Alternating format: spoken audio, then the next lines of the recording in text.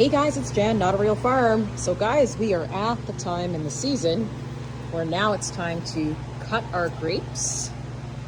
Look at all the wonderful grapes. I just find this so satisfying to know that I don't have to go in the store and buy grapes at $7.99 for a little handful. So basically all we do is we're gonna cut these off and it's grape jelly time. So we're just gonna take this and we're gonna snip this right into the bowl. And we're gonna keep going.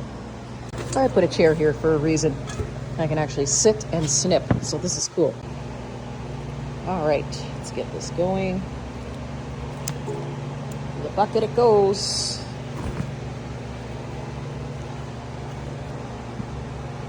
A lot of the grapes that you'll see in the store, those big, huge ones, are hybrids. These are just natural grapes that basically can grow anywhere. And it's really great because you can just harvest them right out of your own backyard.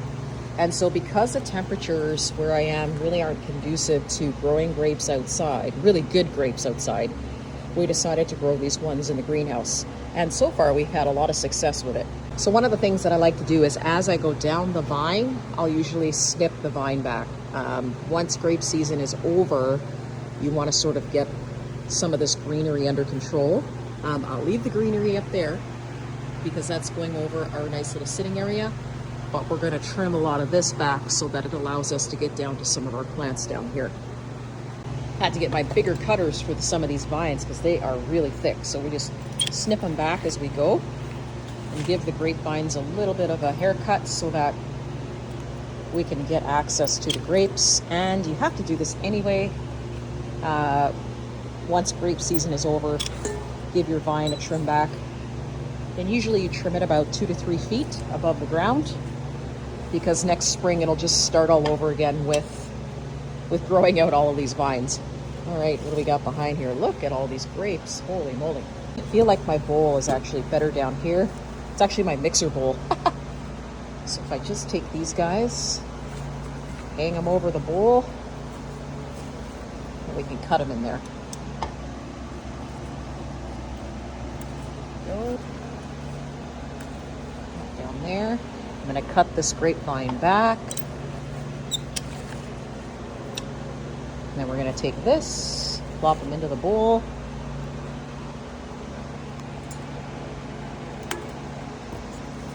And we'll get rid of this piece of vine. So once we start pulling out the vine and cutting it, now you start getting more access to the bottom of your plant. So I've got grapes growing all the way to the bottom here.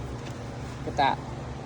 So we need to cut this guy and then we're going to trim this branch back and keep going until we get to the very top of the vine. I've even got fruit growing behind my chair. Look at this.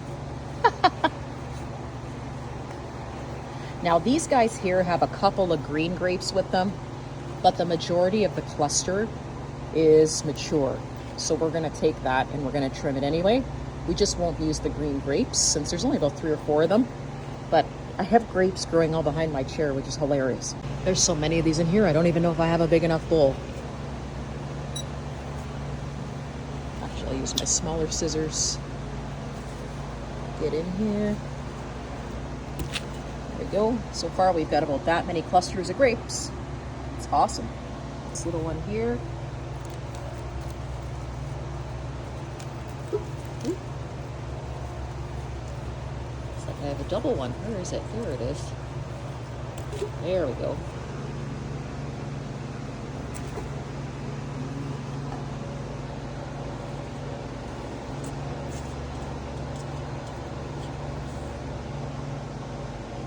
Finally, so I wanted to get in here and show you guys what the trunk of the vine looks like. So this is a 4-year vine, and look how thick this trunk is. So you got to be careful because once you put them in the ground, this is where they're going to stay. There's no more moving around your grapevine. But look up here, look at that. So I just wanted to show everybody that your grapevines really get thick once you've planted them into your permanent spot.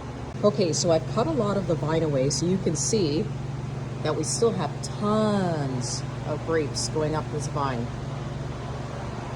And we almost have our bowl full. So we still got little tiny 1, 2, or 3 green grapes, and that's okay.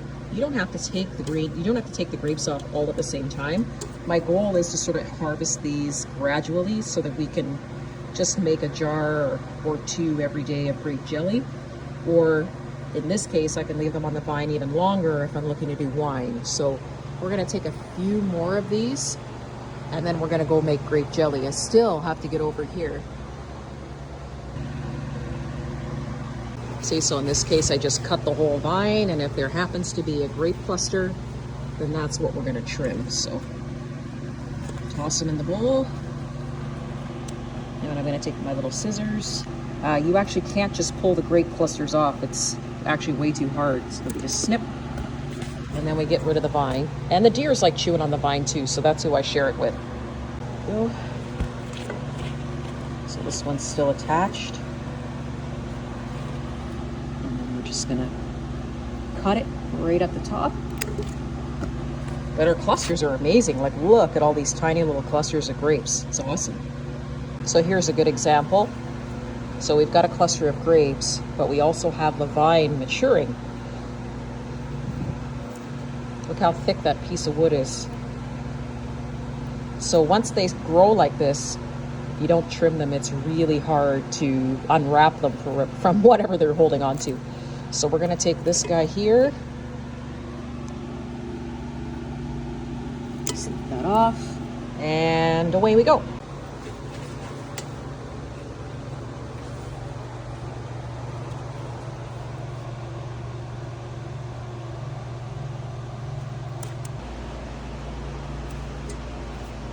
All right, guys, so this is where we're leaving the video. I have not harvested half of these grapes, but if we take a look really quickly, you can see that my mixing bowl, which is 8 quarts, is full of grapes.